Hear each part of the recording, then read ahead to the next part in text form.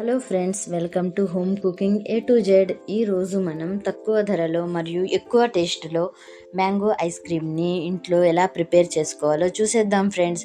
ఇది ఎంతో తక్కువ ఇంగ్రీడియంట్స్తో తయారవుతుంది.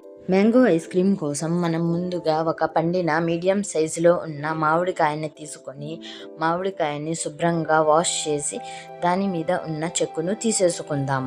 మీరు ఏ రకం మామిడికాయ తీసుకుంటే మ్యాంగో ఐస్ క్రీమ్ అనేది అదే టేస్ట్లో వస్తుంది. మామిడికాయ మీద ఉన్న చెక్కుని తీసేసుకున్న తర్వాత మనం ఈ మామిడికాయని చిన్న చిన్న పీసెస్ లాగా కట్ చేసుకుందాం.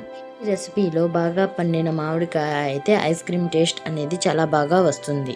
ముక్కలుగా కట్ చేసుకున్న మామిడికాయని మనం ఒక మిక్సర్ జార్లో వేసి ఇందులోనే ఒక టీ గ్లాస్ వరకు పటిక బెల్లాన్ని వేసుకుందాం. మీ దగ్గర పటిక బెల్లం లేకపోతే దాని ప్లేస్లో మీరు రెగ్యులర్గా ఇంట్లో వాడే చక్కెరనైనా యూస్ చేసుకోవచ్చు. మామిడికాయ పటిక బెల్లం వేసిన తర్వాత చూడండి, మనం ఇంత స్మూత్గా మిక్సీ పట్టుకోవాలి. మిక్సీ పట్టుకున్న తర్వాత మనం ఒక బౌల్ తీసుకొని అందులో ఒక ప్యాకెట్ వరకు అమూల్ ఫ్రెష్ క్రీమ్ని వేసుకుందాం. ఐస్ క్రీమ్ చేయాలంటే విప్పింగ్ క్రీమ్ అయినా ఉండాలి, లేకపోతే ఇలాగా అమూల్ ఫ్రెష్ క్రీమ్ అయినా ఉంటే మనకి ఐస్ క్రీమ్ అనేది చాలా సాఫ్ట్గా వస్తుంది. అందరికీ విప్పింగ్ క్రీమ్ అనేది దొరకదు, అందుకనే మనం ఇలాగా అమూల్ ఫ్రెష్ క్రీమ్తో ఐస్ క్రీమ్ని ప్రిపేర్ చేస్తున్నాం. అమూల్ ఫ్రెష్ క్రీమ్ అయితే ఏ సూపర్ మార్కెట్లో అయినా ఈజీగా దొరుకుతుంది.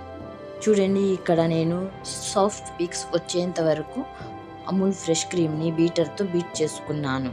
మనం ఎక్కువగా కూడా బీట్ చేసుకోకూడదు. ఎక్కువగా బీట్ చేసుకోవడం వల్ల మనకి ఐస్ క్రీమ్ అనేది సాఫ్ట్గా కాకుండా హాట్గా వస్తుంది.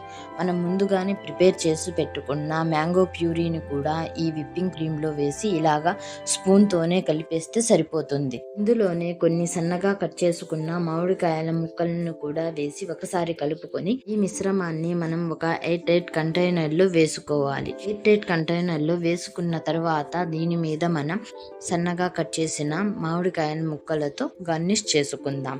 ఇది ఆప్షనల్, మీరు వేసుకోవాలి అనుకుంటే వేసుకోండి, లేకపోతే స్కిప్ చేసేయండి. ఎయిర్ టైట్ కంటైనర్లో గార్నిష్ చేసిన తర్వాత దీని మీద మనం మూత పెట్టుకొని ఈ బాక్స్ని ఫ్రీజర్లో 8 గంటలు లేదా ఓవర్ నైట్ వరకు ఫ్రీజ్ చేసుకోవాలి. చూడండి, నేను ఇక్కడ నెక్స్ట్ మార్నింగ్ చూపిస్తున్నాను మన ఐస్ క్రీమ్ అనేది ఎంత బాగా రెడీ అయ్యిందో.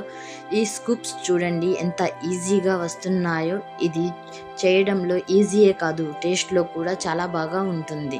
మీరు ఒకసారి తప్పకుండా ట్రై చేయండి. మీకు ఎలా కుదిరిందో నాకు కామెంట్ చేయడం మాత్రం మర్చిపోకండి. ఈ వీడియో మీకు నచ్చినట్లయితే లైక్ చేయండి, నచ్చకపోతే డిస్లైక్ చేయండి. నచ్చితే మీ ఫ్రెండ్స్ అండ్ ఫ్యామిలీకి షేర్ చేయండి. ఇలాంటి మరెన్నో రెసిపీస్ కోసం మా channel home cooking A to జెడ్ని సబ్స్క్రైబ్ చేసుకోండి.